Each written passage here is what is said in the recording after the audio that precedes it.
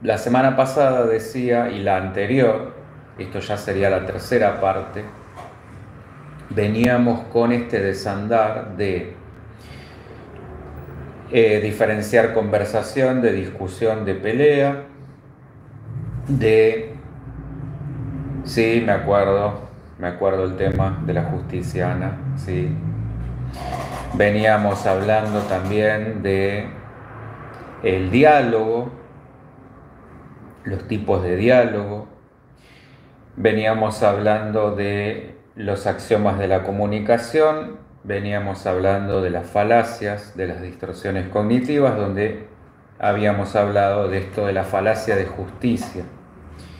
Bueno, que yo les decía la semana pasada, esta cuestión de esa pretensión que muchas veces tenemos de, en pos de tener o creer que tenemos la razón, esta ilusión, como decía este famoso jurista, que la justicia es un ideal irracional, y justo viene al pelo enlazarlo con lo que vamos a ver hoy, lo de racionalidad, y lo que hoy vamos a ver, en el sentido que pretender, y yo las invitaba a ver la charla de injusticias, y viene bárbaro para enlazarlo con lo que hoy vamos a hablar de karma, justamente. Por eso yo quise traer ese tema hoy. Este mundo 3D terrenal es claramente desde esta perspectiva injusto, o eso pareciera. Eh, Hechos que suceden todos los días, muchas veces, bueno, solo con ver quienes ostentan el poder, lo concentrado que está el poder y la riqueza, es decir, quienes determinan el destino de la gran mayoría, no son precisamente personas que pudiéramos decir que pudiéramos decir luminosas, que pudiéramos decir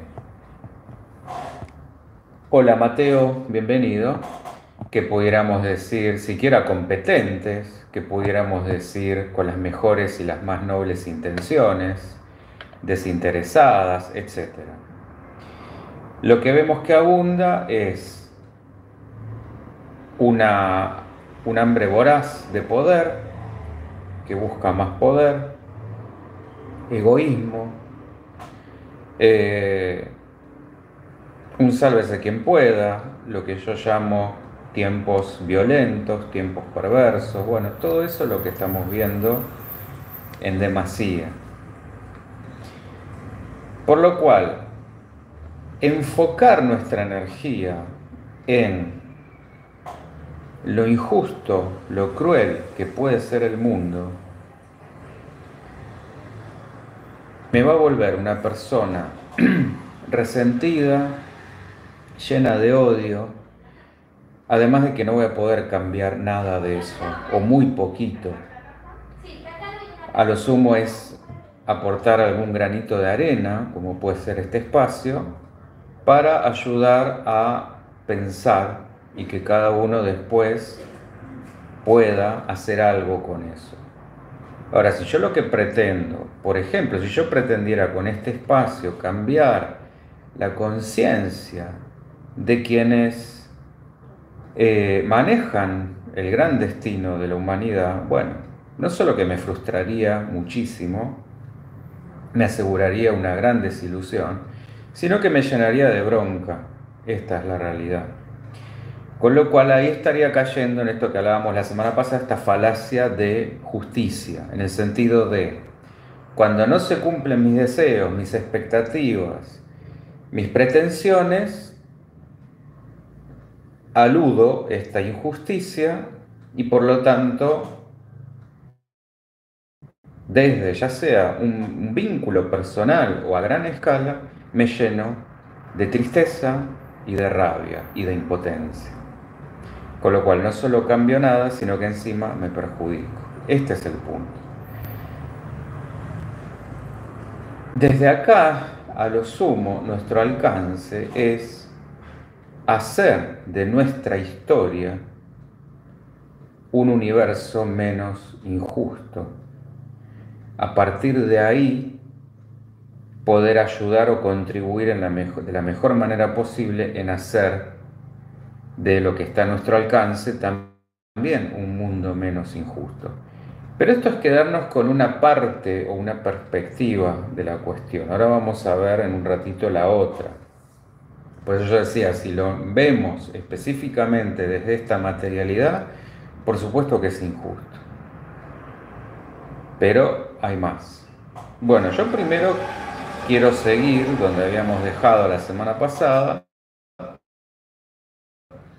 en cuanto a qué se propone la psicología con todo esto que veníamos hablando. Es decir, sobre todo con este tema de las falacias, de las distorsiones, de las creencias irracionales. Bueno, la terapia, en su faceta más cognitiva conductual, por lo menos la faceta más clásica de la cognitiva conductual, lo que propone es un debate racional al que llamó inicialmente así, terapia racional, y luego le agregó la parte emotiva, terapia racional emotiva. Pero como dije al principio, y coincidiendo con Descartes, ¿se acuerdan? Pienso, luego existo. Por ende, lo que este enfoque hizo fue plantear la terapia racional emotiva como la aplicación de un esquema, ¿se acuerdan que vimos esto también la semana pasada? Que se va como ABCD, para que quede como fácil de memorizar. Donde A refiere al acontecimiento, al evento que está sucediendo. B, esto está tomado del inglés, no hagan la asociación directa, pero B sería sistemas de creencias, por beliefs sería en inglés. Hola Eva, ¿cómo te va? C, las consecuencias emocionales o la conducta. Y D, el decir, todo lo que sea inconsistencias, contradicciones y conclusiones lógicas para lograr una nueva definición. Ahora lo vamos a ver con un ejemplo. Pero se trataría entonces de modificar, rectificar, cambiar aquellas ideas irracionales por otras más racionales, con el fin de modificar las conductas o las emociones que afectan al sujeto y son motivo de su conducta o de su maldad. ¿Qué sería esto? Ejemplo. Evento, situación, acontecimiento. Me equivoqué en el trabajo. Creencias al respecto. Me van a echar. Que esto sería justamente la parte irracional. O no, según el caso, pero imaginemos, estamos hablando de un error no grosero, un error común. ¿Cuáles serían las consecuencias emocionales o la conducta? Bueno, acá por ejemplo podría aparecer un ataque de pánico. Situación, me empiezo a imaginar escenarios catastróficos, me voy a quedar sin trabajo, no voy a poder pagar mis cuentas, me voy a endeudar, me voy a quedar en la calle, etcétera, etcétera, etcétera, no voy a conseguir más trabajo. Todos los se puedan imaginar. Y acá sería en la parte de discutir estas supuestas irracionalidades, si así lo son, en cuanto a, bueno, a ver, ¿cuánto hay acá de que me puedan echar? Como decir, Veamos en términos de porcentajes. ¿Realmente esto puede derivar en que me echen o puede quedar solamente en nada, en el sentido de, bueno, todos nos equivocamos, todos podemos cometer errores, de esto puedo aprender, me puede servir a nivel autocrítica para mejorar, para crecer, para darme cuenta de algo de lo que no me había dado cuenta, ni siquiera por ahí pase de un reto, capaz que quede en la nada misma. Bueno, y a partir de ahí, ver si esto de alguna manera aplaca mi miedo, con lo cual, si así resulta, estaría hecho el trabajo, y si no, hay que volver a repetir el ciclo hasta que esto realmente funcione. Es decir, desafiar una y otra vez, las veces que sea necesario, este sistema de creencias para ver cuánto de consistente hay en ese temor o no. Acá está la cuestión. Otro punto que quiero explicar son los pensamientos automáticos, que no son lo mismo que lo que vimos con las creencias.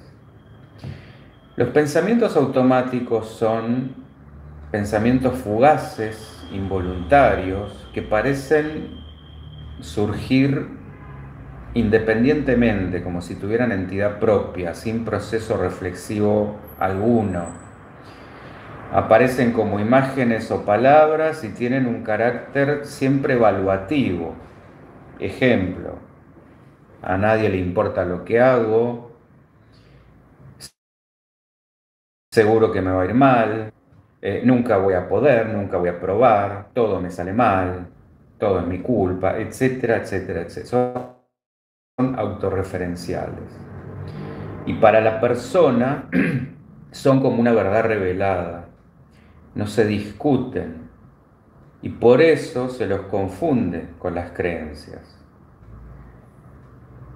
Estos pensamientos son ideas que aparecen de vuelta de una manera totalmente rápida y espontánea en respuesta a determinadas situaciones y que van a ser la expresión de las creencias. Entonces, van a ser la expresión superficial de las creencias y muchas veces es difícil identificarlos y mucho menos pretender controlarlos. Las creencias van a estar por arriba de los pensamientos automáticos. Si tuviéramos que esquematizarlo de alguna manera, por supuesto, esto está en sentido figurado. Es decir, las creencias van a influir en la forma en la que interpretamos las situaciones y en los pensamientos que vamos a tener en respuesta a esas situaciones. Ejemplo, si no soy perfecto, no soy digno, podría generar pensamientos automáticos como no puedo lograr esto va a salir mal, en respuesta a una tarea desafiante. Y la importancia de este tipo de pensamientos es que tienen un efecto directo sobre cómo las personas se sienten y actúan, se comportan. Y por supuesto, suponen la presencia de creencias o esquemas del mundo y de los demás, de los que no somos conscientes y que van a formar parte del núcleo de la identidad. Entonces, ¿cuál sería la aspiración acá de la psicología?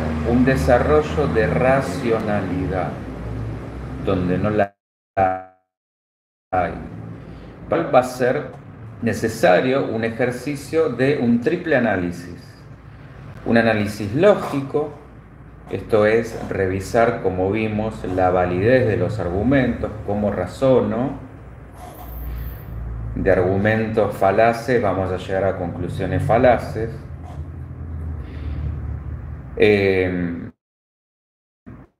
Un análisis orgánico, esto es, ¿qué evidencias tengo? Y estas son preguntas interesantes que nos podemos hacer frente a estos eventos. ¿Qué evidencias tengo que me confirmen o que desmientan esas suposiciones? Volviendo al ejemplo que di de el miedo a que me echen, bueno, ¿qué evidencias tengo para avalar ese miedo? Entonces ahí lo voy contrastando. ¿Con qué elementos decido? Porque si tengo elementos irracionales, voy a decidir irracionalmente. Si estoy guiado por emociones de miedo, de angustia, de enojo, no voy a decidir racionalmente. Por eso nunca hay que tomar decisiones desde este tipo de emociones. Acuérdense cuando Freud decía no decidir nada importante durante un análisis.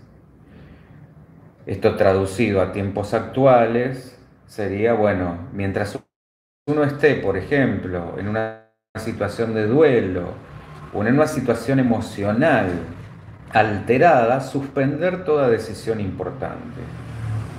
Casarse, separarse, mudarse, cambiar de trabajo, decisiones que muevan el amperímetro.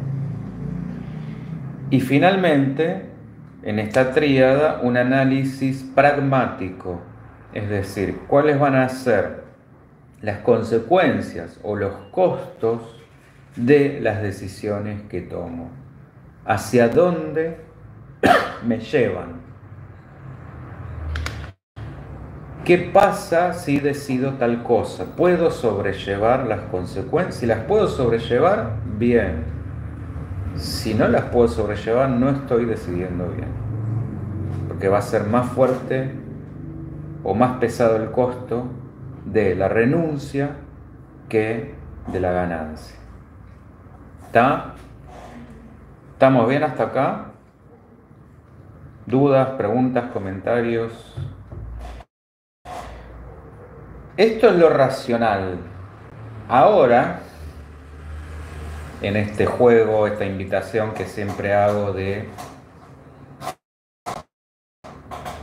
jugar entre extremos y opuestos, vamos a ir a lo irracional. ¿Por qué? Porque vamos a hablar de karma. Yo les hablaba en el flyer de un repensar crítico, porque de esto se trata. Gracias, Ana, perfecto. De esto se trata, y donde acá lo voy a enlazar con lo que traía Ana de la cuestión de la justicia. A ver, tomen irracional no porque esté hablando en un sentido delirante, de algo, bueno, sí, justamente de algo irreal, sino lo podemos tomar, vieron que en matemática están los números racionales y los números irracionales. Bueno, los irracionales, si mal no recuerdo, eran los que no se podían dividir. Bueno, no me acuerdo todos los números primos, pero básicamente va por ahí, me parece. Es opcional. Bueno, tomándolo desde ese lugar y en el sentido de razón también, porque desde una razón lógica, por supuesto que el karma se nos escapa. Y la idea es escaparnos como un punto de fuga por un rato a una dimensión que no sea lógica para ver si la podemos integrar, si la podemos capturar un poquito. Y en ese sentido, abordar la perspectiva o el tema de los vínculos desde el karma nos hace pensarlos entendiendo que lo que llamamos ego, que no es el yo de la personalidad, por eso me señalé acá y no la cabeza. Hola Carlita. Eh, Pasa mucho más tiempo fuera de esta experiencia terrena que absorbida en ella. Que esto que acá parece tan real es totalmente ilusorio en las esferas espirituales. Y acá es lo lindo de este juego del ir y venir y del contraste. A ver, dicho de otra manera, que todo el peso de la imagen, bueno, y vaya así, ahora estamos más que nunca con el peso de la imagen, como ilusión, que aquí confundimos con la realidad, es puro pensamiento, una forma astral, y digo astral en términos genéricos, para que sea más comprensible, porque lo astral compone un plano como este físico, todo esto por supuesto en términos metafísicos, ¿no? Y que incluso hay muchos más. El ego superior va a llevar en su conciencia la imagen mental durante, iba a decir toda la vida, pero tendría que decir toda su eterna existencia, si lo llevamos a esta mirada. O sea, a toda la vida del ego o del alma. Y al volver a reencarnar, porque si hablamos de karma estamos hablando de reencarnación, toma esa misma imagen, pensémoslo como una impresión, por lo que esa imagen puede quedar dormida un buen periodo de tiempo y luego revitalizarse, como si quedara congelada o suspendida o en un estado de congelamiento, sí, de criogénesis, por decirlo de alguna manera, como si fuera una foto o un archivo. Esa imagen va a ser de distinta configuración según el deseo de su creador. Puede ser racional, puede ser pasional, etcétera, etcétera.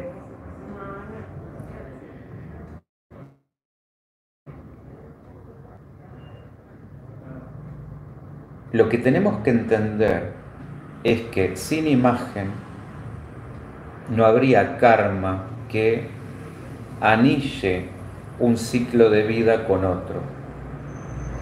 Es indispensable el deseo y solo deseamos a través de nuestro cuerpo mental. Si esto lo tuviera que relacionar con Lacan,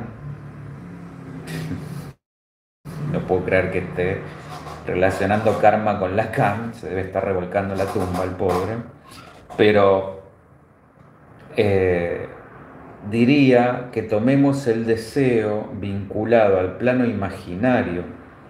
Por eso expliqué lo del pensamiento como imagen, al menos en su origen, antes de la entrada en el lenguaje y el registro simbólico.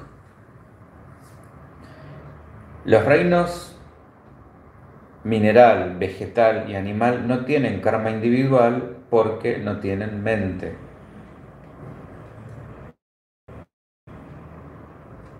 La historia sería más o menos así según nos los hace saber Annie Besant desde la teosofía. Annie Besant, para que tengan idea, más o menos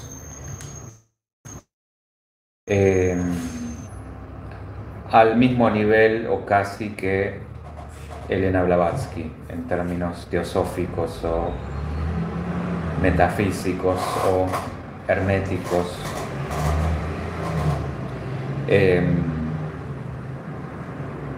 Porque ella desde también la teosofía va a decir que en el cielo o el éter se va a fijar esa imagen mental creada por el ego, que va a ser la que va a tejer como si fueran, imaginen como hilos de una telaraña, donde están todos los efectos producidos de acuerdo a esa imagen, que a su vez va a ser lo que los señores del karma observan a primera vista. Entonces, cuanto mayor esa telaraña, mayores los efectos, mayor el karma. Esa telaraña representa el universo de causaciones creado por cada uno. Lo bueno siempre se transmuta en mejor y lo mejor en óptimo. El fin es siempre el equilibrio, porque donde hay desequilibrio prevalece el caos. Así sea, incluso desde el lado que llamaríamos la luz, porque no tendría sentido sin su contraparte. Por eso tanto insisto con la integración. Nadie valoraría el día o el calor sin la noche o el frío. No tendríamos noción de qué sería una cosa o la otra. Nadie valoraría la vida si no estuviera la muerte. Si fuéramos eternos, nadie se estuviera preocupando por morirse o tratando de alargar la vida.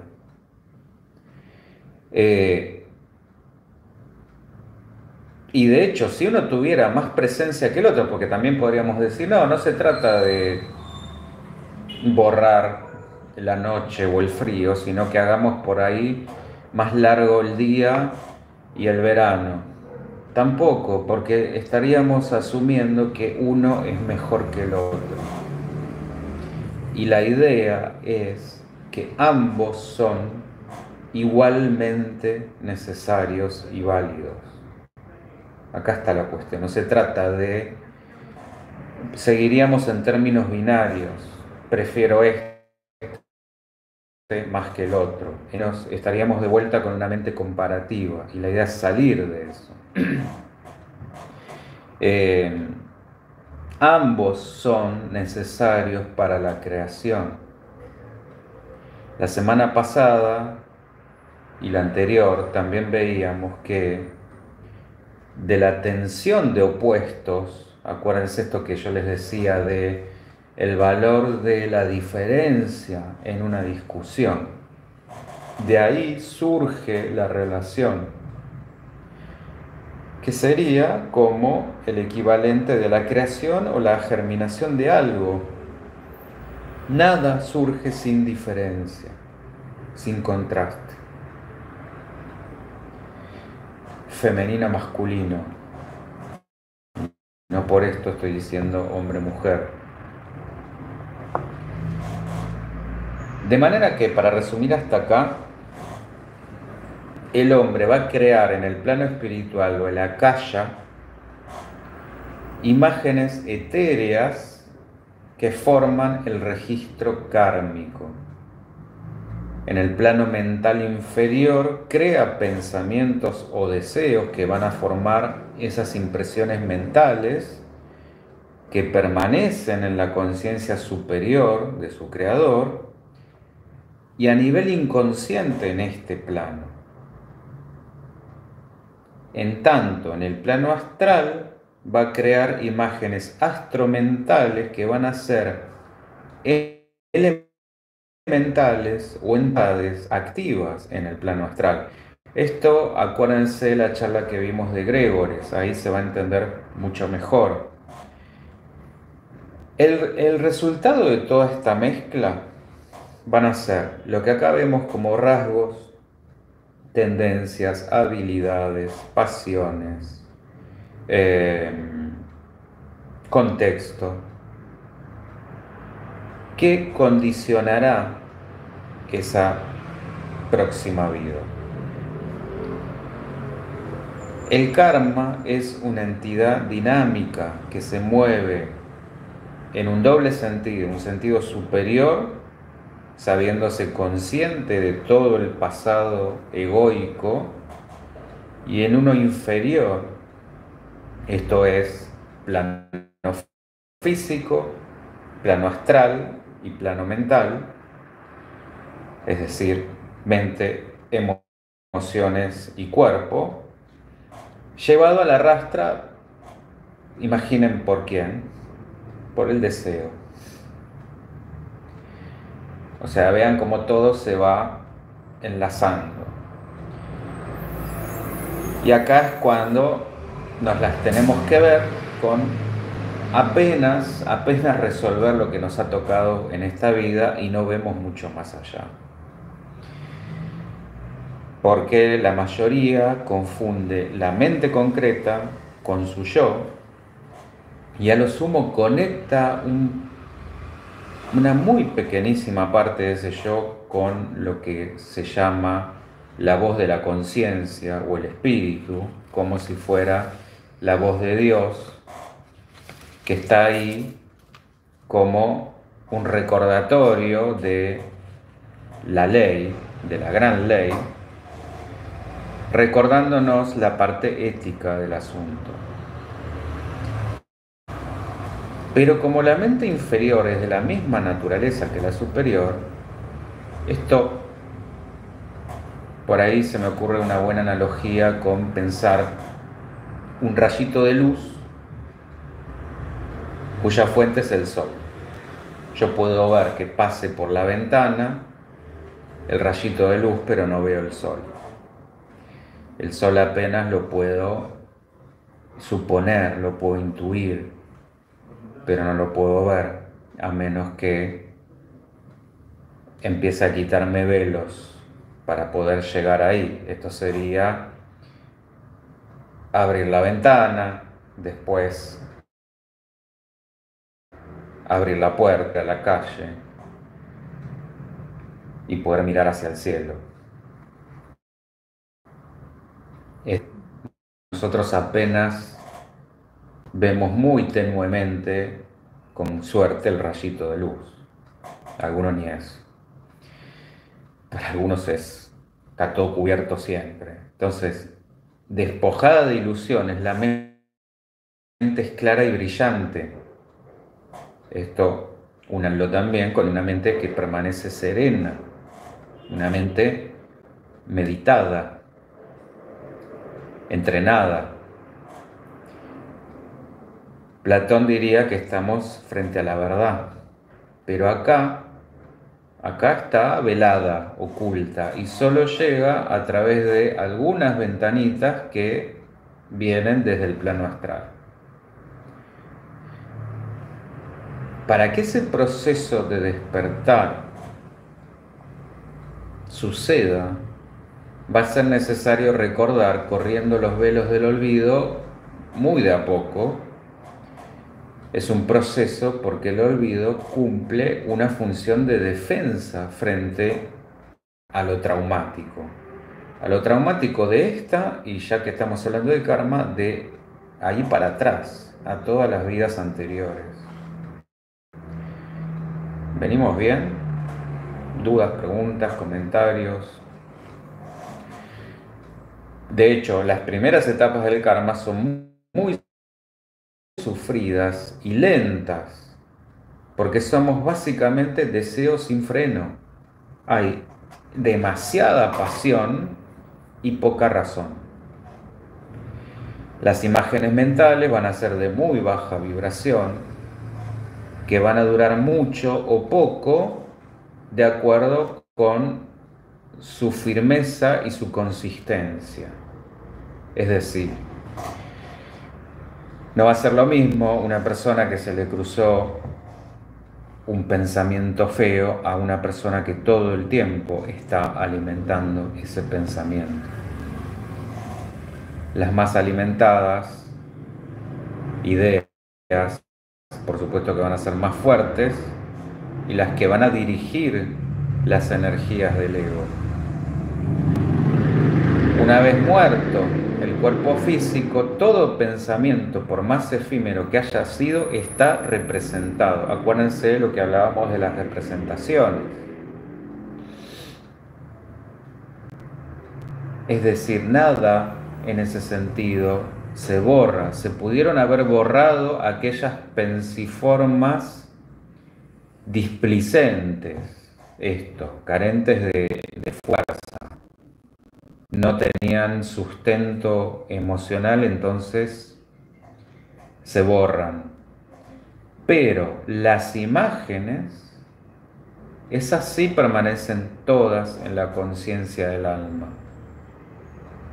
Y de esto, de hecho, va a depender el plano y el tiempo donde esa alma tomará su descanso entre vidas, para después reactivar esas mismas imágenes que va a retomar en su nueva encarnación, para repetirlas y de esa manera generar un ambiente y una personalidad muy parecidos, pero nunca del todo iguales a lo anterior. Ana María, el olvido oculta lo traumático y muchas veces lo asociado. El tema es hallar esa asociación. Exactamente. Y esto no está mal porque cumple una defensa psíquica. Pero por supuesto nuestra tarea es de a poquito, gradualmente, ir corriendo ese olvido, no quedarnos atrapados en el olvido. Porque el tema está ahí, siempre en esto de irnos a los extremos, es o quiero ver todo de golpe, que es tan peligroso y hace tanto daño, como no ver nada nunca. Entonces, ojo con la venta de ese tipo de pseudoterapias instantáneas, esto de en una sesión te soluciono la vida, o en una sesión equivale a 20 años de terapia, porque por algo el proceso tiene un sentido. Esto es como pretender, si uno nunca,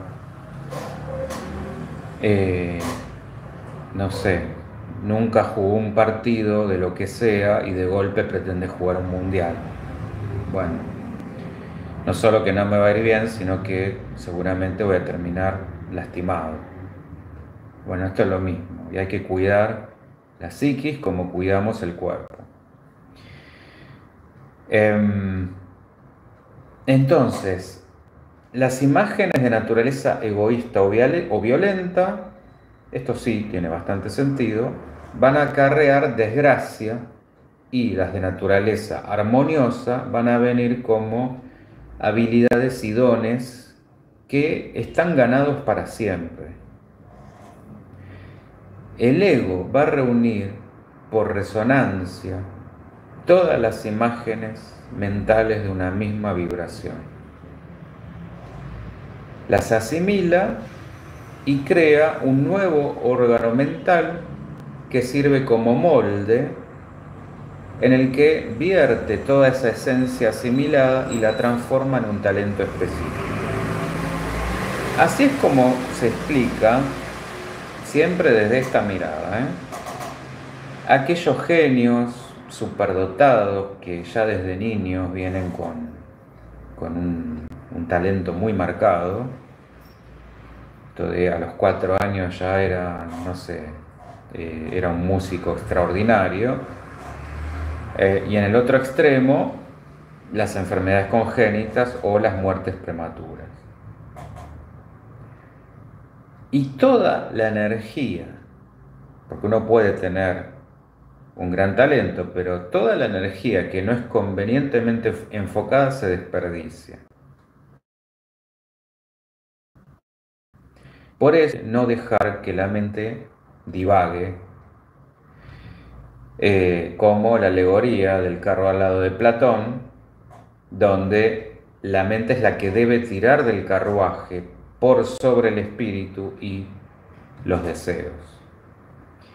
Si dejamos que la mente vaya para donde quiere, va a formar imágenes que se van a volver inconclusas, estancadas y vacías de sentido. Esto como el rumiar, el sobrepensar. no van a llegar no se vuelven, no se terminan de volver pensamiento en lo que la teosofía llama el Devachan, que es aquella esfera donde se encuentra la conciencia espiritual después de la muerte.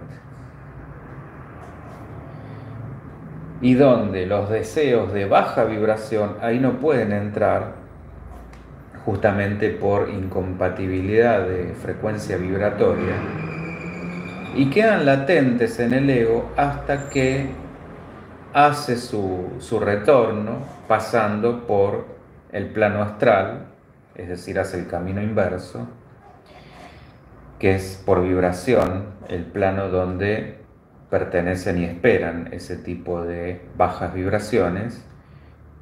Y en el plano terrestre, ahí sí se vuelven formas de pensamiento que se concretan en acciones. Entonces, cuando la imagen está lo suficientemente vigorizada, el karma es casi instantáneo. En otras palabras, es por cómo pensamos, sentimos y hacemos, por quienes somos en conjunto, por lo que el karma actúa. Resumiendo hasta acá,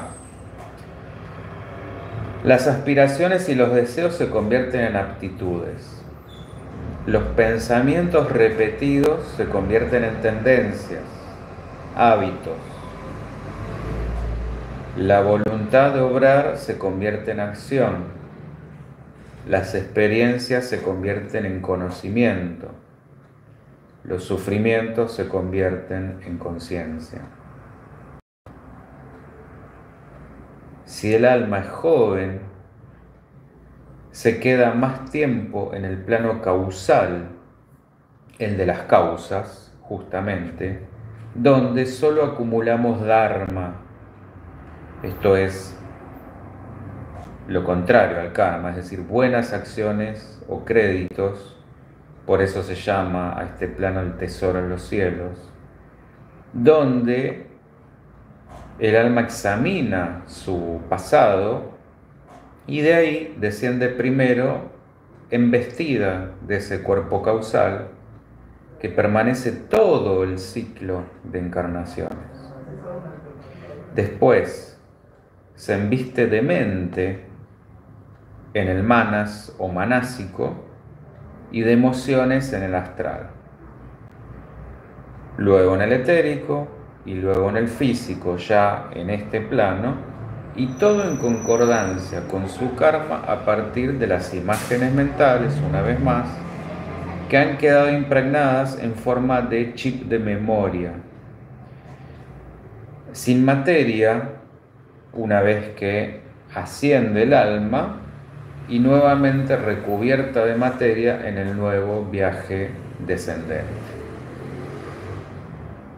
De modo que las almas jóvenes menos conscientes o iluminadas pasan más tiempo, vamos a decir, durmiendo, sin hacer mucha autocrítica, sin hacer mucho trabajo de introspección. Esta es la realidad.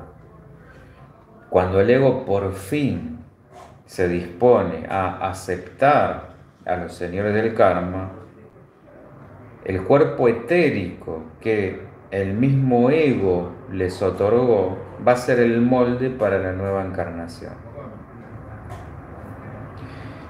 La personalidad, carácter, virtudes, vicios y circunstancias van a depender de todos sus pensamientos anteriores. Esto se une a la primera ley del Kybalión. El universo es una creación mental. Y como somos mente, somos lo que pensamos primero. Volvemos a Descartes. Pienso, luego existo. El hombre es según lo que quiso ser. Por ende, el ego estará compelido a limitarse a las posibilidades que las características de sus cuerpos inferiores le deparen en esa experiencia. Tendrá que acomodar sus expectativas a eso. Así es como son seleccionadas las particularidades de país, raza, familia, pareja, amigos, etc., que podrá ser más favorable para la extinción de una parte del karma ya madura para esa vida. Por supuesto que nada de esto es un punto interesante para aclarar, nada de esto es certero.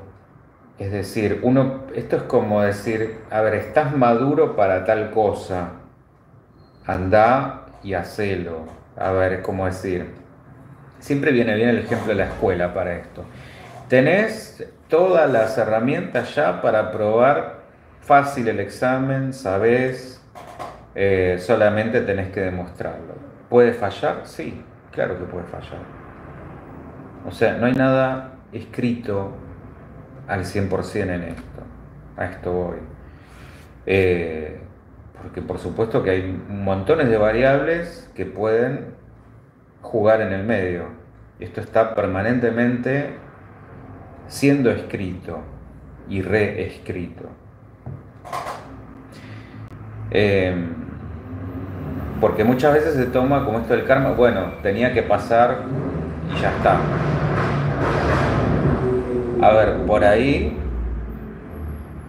había una serie de efectos lógicos, igual ahora lo vamos a ver más profundo, pero no quiere decir que eso deba suceder y no haya alternativa. Hay alternativa, depende de nosotros. Ese es nuestro margen de libre albedrío. Es como decir, naciste en las no mejores condiciones. Bueno, a ver qué haces con eso. Y de hecho, me parece que vale mucho más eso que quien nace con todo dado y capaz que justamente al tener todo dado se achancha. Bueno.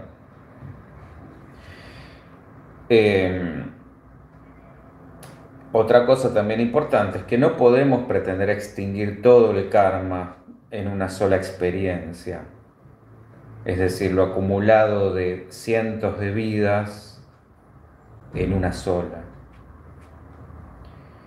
Que esto va muy de la mano con lo que yo decía hace un rato, este tipo de promesas de, bueno, mira, vas a solucionar todos tus problemas en una sola sesión. La búsqueda del atajo, la promesa de la salida fácil. Es la toma de decisión lo importante, Carla, y la toma de conciencia que lleva a la toma de decisión. Sí.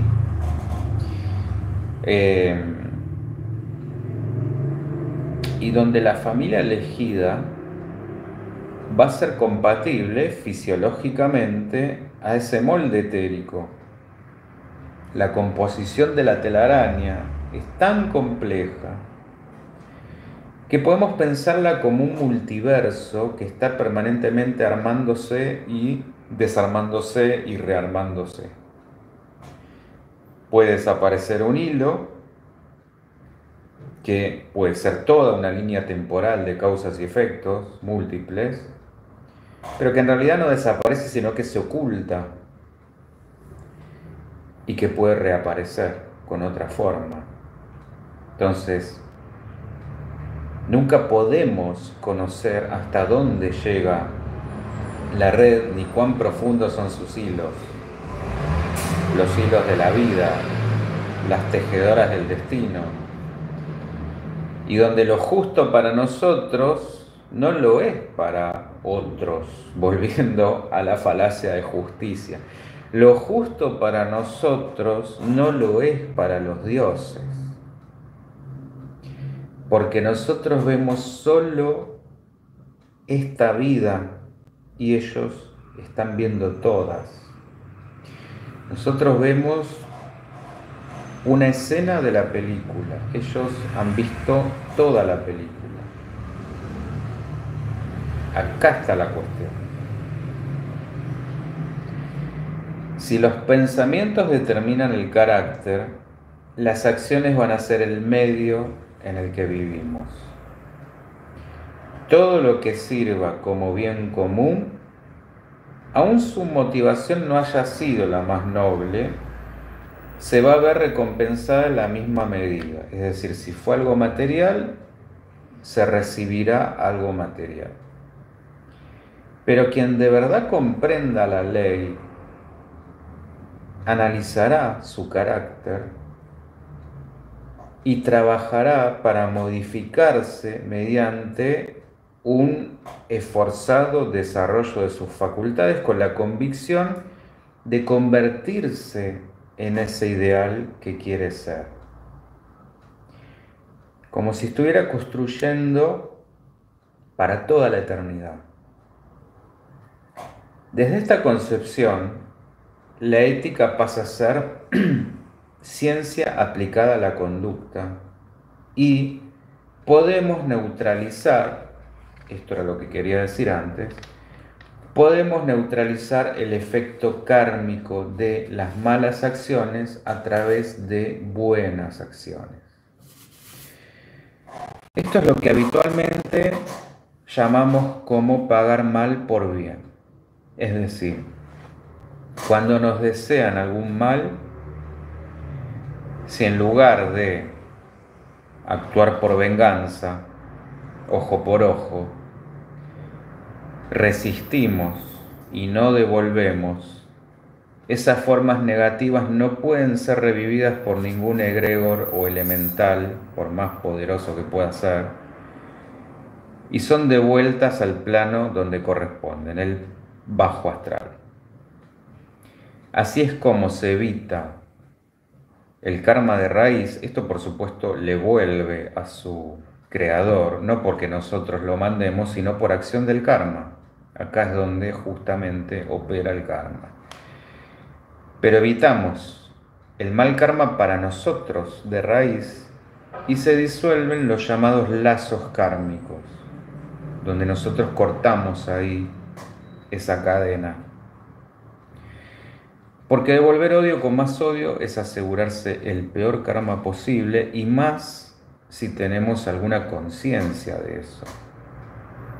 Porque cuanto más conscientes, más responsables. Entonces no se mide con la misma vara al ignorante que al que ya... Esto es como, ya que estamos con la justicia, cuando uno actúa con premeditación y alevosía, que no es lo mismo que alguien que, bueno, no era plenamente consciente de sus actos. Exacto, si nos hacen daño, no reaccionamos. Que no quiere decir que uno permanezca impasible, como decir, bueno, dejo que me lastimen, sino no reaccionamos pagando daño por daño, no nos rebajamos a lo que el otro está haciendo. Este es el punto.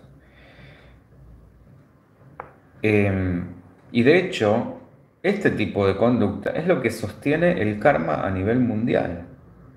Si lo vemos desde los vínculos más primarios a lo macro, a las naciones. En su estadio evolutivo más importante, el hombre puede empezar a vislumbrar esto que les decía del sol, sus vidas anteriores, puede empezar a recordarse para poder limpiar todo eso y no sufrir más sus consecuencias. Es recordarse para perdonarse, no pagar con la misma moneda. Exacto, Carla. La conciencia de un hecho con el cual, esto es fundamental, la conciencia de un hecho con el cual ya no se vibra más en pensamiento, en emoción, en acción, disuelve el karma. Es decir, si yo en algún otro momento de mi historia he hecho algo que a la conciencia de hoy puedo claramente ver como algo malo, pero ya no soy aquel en mi conciencia, en mi toma de conciencia, en mi pensamiento, en mi emoción y en mi conducta, no tengo por qué pagar ese karma. ¿Por qué? Porque inevitablemente estoy haciendo acciones en contrario para contrarrestar ese desequilibrio. Es decir, imaginemos esto, si yo, no sé, en algún otro momento he robado, si ya no lo hago más, y no solo eso, sino que puedo contrarrestar con otro tipo de acciones mucho más generosas, el karma está disuelto. No tengo sí o sí que pasar por esa experiencia para aprender. Acá está el punto. Es decir, no nos oponemos a la ley, al rigor de la ley, cuando modificamos su acción a través del conocimiento. Justamente ese es nuestro trabajo. Es como surfear la ola. Entonces, esto va en contra de algunas concepciones, sobre todo, que se utilizan para dejar a la gente resignada con esta cuestión del mal uso del poder, donde se asume que, bueno, si naciste, por ejemplo, en una casta, esto es muy de la India, en una casta pobre, morirás pobre porque es el karma que te toca. Y claro, al rico esto le viene bárbaro. Como decir, bueno, a ver, naciste sin recursos, morirás sin recursos, porque es la que te toca. No, no, no tiene por qué ser así. Si esa persona ya no vibra en esa, lo puede transmutar, lo puede transformar, y de hecho esa es la idea. Pero bueno, por supuesto que no le conviene a todo el mundo. Esto sería como decir, bueno, los que manejan el poder y la riqueza en el mundo, ¿por qué deberían dejar de hacerlo si nuestro karma es permanecer a la sombra de ellos? Y no, no es así. Esto sería naturalizar el orden establecido y bastante mal está. Entonces, no podemos deshacer, eso sí, el daño hecho, pero sí podemos neutralizarlo contraponiendo una fuerza contraria, y esto es física pura, como dharma o como servicio. De esta manera es como el karma se disuelve. Dando se recibe, quitando se paga. Entonces, a mayor conciencia, menos repitentes, menos automatizados, menos alienados, domina más el ego superior que el inferior, que es lo mismo, pero transmutado. La mente no está en guerra con el espíritu. Lo que hay que hacer es entrenar la mente para que entienda que tiene que estar al servicio del espíritu y no al revés. Nosotros creemos que somos nuestra mente y que no hay nada más. Es decir, cambian los valores éticos, nuestro pensamiento, nuestros deseos y nuestra conducta. Ya podemos anticipar las causas de los efectos en lugar de simplemente padecer efectos. la toma de conciencia va a ayudar a la comprensión y al perdón, que funciona en un sentido retroactivo. Sanar hoy es sanar toda la cadena hacia atrás, y esto incluye a nuestro linaje. Porque ustedes ya saben que todo en realidad está conectado y que cada uno en sí, podríamos decir que todo su contexto es una ilusión, que en definitiva todo es un único y gran yo. Por ende, al sanar uno, sana a todos. Y sanar hoy equivale a sanar lo que pasó hace muchas, incontables vidas. Es sanar múltiples multiversos. El ego evolucionado puede así anticiparse a las causas y neutralizarlas. Pero mientras estemos acá, con un cuerpo mental inferior, seguimos generando nuevo karma. Entonces ustedes me preguntarán cómo hacer para salir de un ciclo que parece estar condenado eternamente a la repetición. Bueno, Krishna dice que no es en la acción, sino en el deseo. Es decir, dejando de lado el apego, haciendo sin quedar atado al resultado, sin quedar atado al beneficio o al fruto de la acción, a la espera de recibir la recompensa. Carla, hay que deconstruir lo dado con voluntad de poder para el bien. Sí. Y donde la voluntad sola no alcanza. Es esto que decías antes, la deconstrucción, a partir de un trabajo muy importante, tanto reflexivo, donde se une lo racional, con esta otra parte, lo espiritual. Es decir, hacer por mero servicio, sin afán de goce. Acá vuelvo a Lacan. El goce queda puesto en abandono. Los apetitos muertos y el pensamiento firme en sabiduría. Acciones desprendidas de toda ligadura. Y en esto dice el Bhagavad Gita, que es un texto sagrado hindú, que se traduce como la canción del Señor bendito, que es donde Krishna habla con el guerrero Arjuna, y que fue traducido por Annie Besant, por eso la mencionaba, que de hecho fue una de las mejores traducciones que se hizo, por lo menos para Occidente, donde Krishna le dice que si el ignorante obra por apego a la acción, el sabio debe obrar sin apego a ella, anheloso del bienestar del mundo. Subrayen esto, anheloso del bienestar del mundo. Uno empieza a ser para el mundo y no para uno. Esto es lo que yo decía, que se invierten los valores.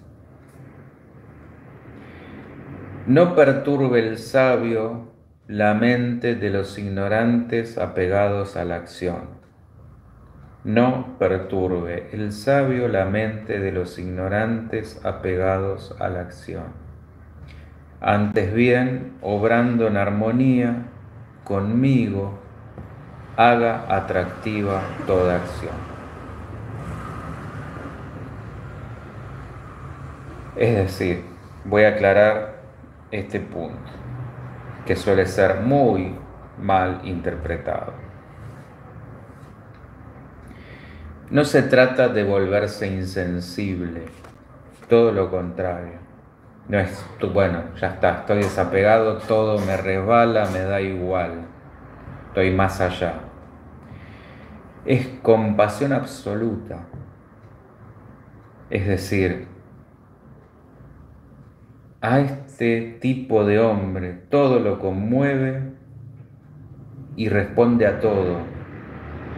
Es hipersensible, pero como nada desea para sí mismo, es capaz de darlo todo a todos. ¿Se acuerdan esto que veíamos de Ser Nadie? Vean esa charla. Y esto de la mente en blanco, es decir, vaciarse. Se vuelve canal divino. Su único anhelo es ser mayor canal para servir mejor. Pero nunca se rompe esa unión con todo y con todos. El tema sería así: si primero nos habían atraído los goces sensoriales, después nuestro deseo se vuelve más noble, ¿qué queda más allá? Es acá donde se abre lo espiritual y ya la tierra empieza a quedar chica, el mundo queda chico, porque no hay nada del mundo que atraiga para quedar apegado a él. Para hacerlo fácil, o lo más fácil posible, esto sería como ver más allá de la Matrix, más allá de la ilusión, y después pretender volver acá a quedarse en este plano, habiendo ya visto que hay otra cosa. El ejemplo que daba: haber visto el sol y quedarnos apegados al rayito de luz, pretendiendo que el rayito de luz es lo real y no el sol. ¿Por qué me quedaría acá si ya vi que hay un sol apegado al rayito de luz? ¿Se entiende? Ya el rayito de luz no me cierra, no me llena, no nada. Por supuesto que apegado acá nada llena, ya sabemos esto, pero habiéndome percatado de una trascendencia, todo lo ilusorio ya no atrae para nada, no ata. Pero sin embargo, y acá lo maravillosamente contradictorio y paradójico, es que alguien así puede decidir quedarse por el deseo de ayudar a que otros puedan también descubrir ese más allá de la ilusión. Esto es lo lindo y el sentido de esta parte.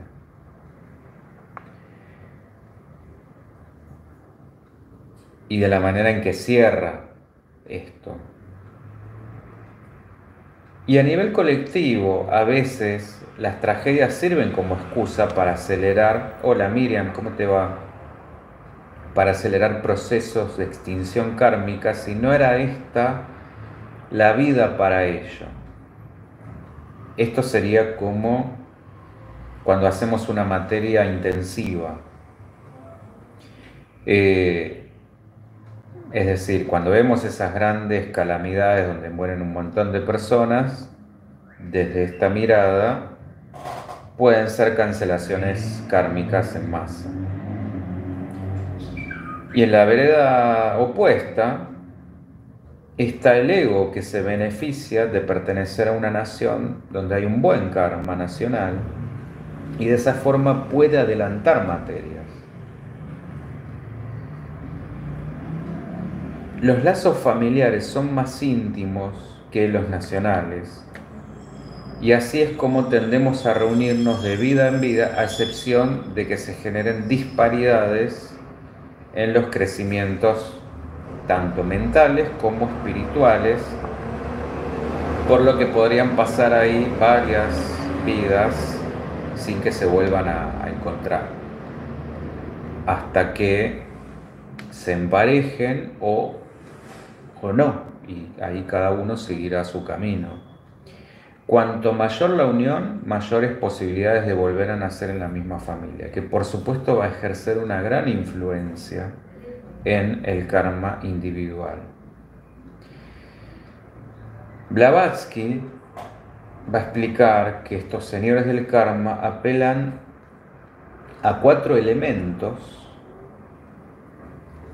que los podríamos equiparar a lo que se conocen como los jinetes del Apocalipsis en la Biblia, o entes espirituales encargados como inspectores en los 4 puntos cardinales, que son mediadores para las indicaciones de los agentes kármicos.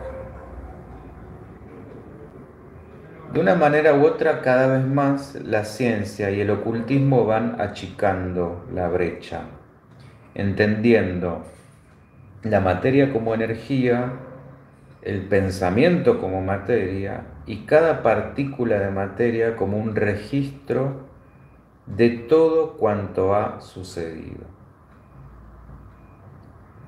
Esto hagan el paralelo con, ¿vieron cuando se puede descubrir en los signos de la tierra, de una roca o de un árbol, lo que ha pasado hace millones de años porque está impregnado en ese lugar? Bueno, algo parecido pasa en este sentido con cada partícula. Y donde la energía agrupada con una determinada vibración, esto piénsenlo desde el inconsciente colectivo de Jung, va a influir en calamidades de todo tipo. Así es como es que el hombre va a forjar su propio destino. Esto también aplica, ¿vieron cuando uno siente una mala energía o vibración en un determinado lugar? Es porque ha quedado impregnado de esas energías. Es decir, donde esto, volviendo al comienzo, donde esto ha sido firmemente sostenido y alimentado por mucho tiempo, queda eso en el lugar. Lo sentimos como agotamiento, es como si nos absorbieran la vitalidad.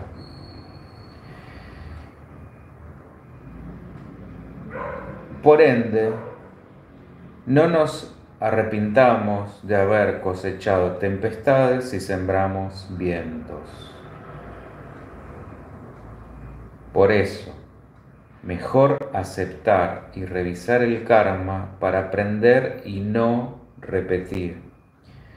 Solo así vamos a dejar el ciclo eterno de sufrimiento, que para algunos podrá ser una mera creencia religiosa, espiritual o simbólica, mitológica. El punto es que creamos en el karma o no, aquí y ahora, esto es indiscutible a través de la repetición de todo aquello que no hacemos consciente. Lo mismo pasa con la historia. Estamos condenados a repetirla de no hacer memoria, de no recordar nuestra fuente, de dónde venimos. Y no estoy hablando necesariamente en términos divinos o espirituales, de dónde partimos, nuestra propia historia. Para Occidente el karma es un cuento o una quimera, y para Oriente incluso es más bien una bella moral que una realidad. Pero el conductismo, miren dónde terminamos, diría que una creencia se mide por su repercusión en la conducta. Y la creencia en el karma debiera manifestarse en nuestra ética de vida. Es decir, si creemos en el karma, tenemos que ver cómo nos comportamos. Esto es lo mismo que creernos espirituales y ser totalmente incongruentes. Quien va a la iglesia o a la fe que quieran y después borra con el codo lo que escribe con la mano. Somos libres hasta para elegir ser esclavos.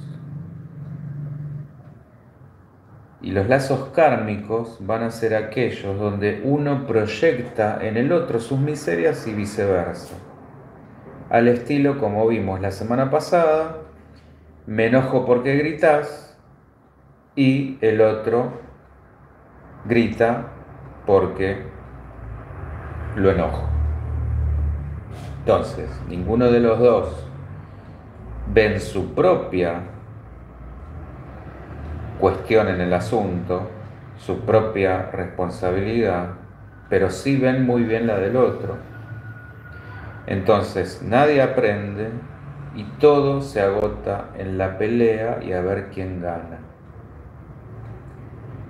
Y ahí es donde volvemos a la irracionalidad dentro de una supuesta pretensión de racionalidad. ¿Está? ¿Dudas? ¿Preguntas? ¿Comentarios? ¿Se entendió?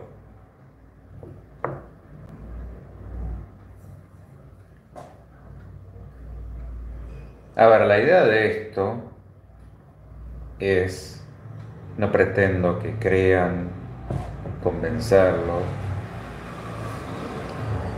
es poder unir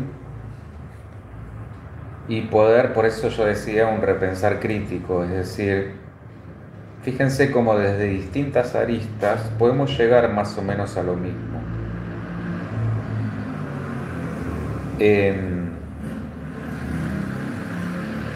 Que nos sirva como una suerte de repensar ético, que no es lo mismo que moral.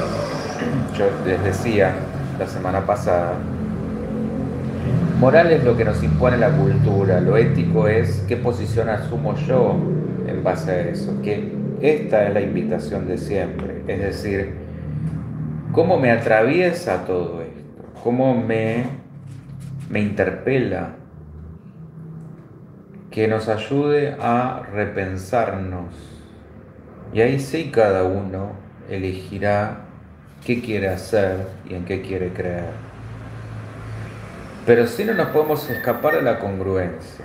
Es decir, si uno dice, yo creo en esto, bueno, esto quiere decir involucrarse, pensar, sentir, hacer y ser fiel a eso. Porque si no, todo queda en un nivel superficial. Que esto es muy de estos tiempos y acá es donde está el camino difícil del proceso que yo les decía. Cualquier tipo de proceso reflexivo, emocional, espiritual,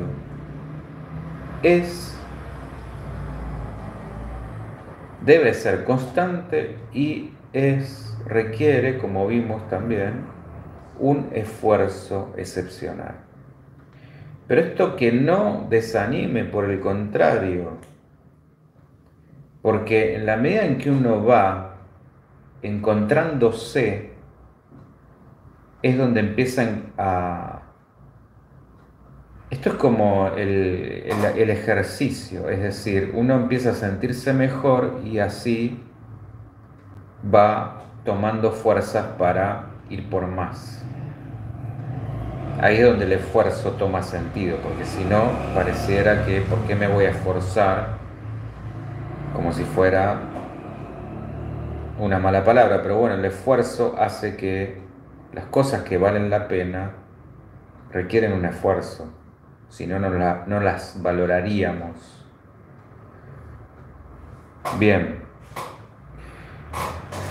la semana que viene por ahí podemos seguir con esta cuestión desde el lado de la pareja, si ustedes quieren, en esto de las desmitificaciones, como desmitificando la cuestión de las almas gemelas, por ejemplo, y hablando más de los lazos kármicos, salvo por supuesto que quieran otra cuestión. Bueno, para eso saben que tienen a mano los comentarios. ¿Estamos? Bueno, muchas gracias. Gracias por los comentarios, por los aportes, por los saludos. Y nos volvemos a reencontrar la próxima semana. Chau, chau.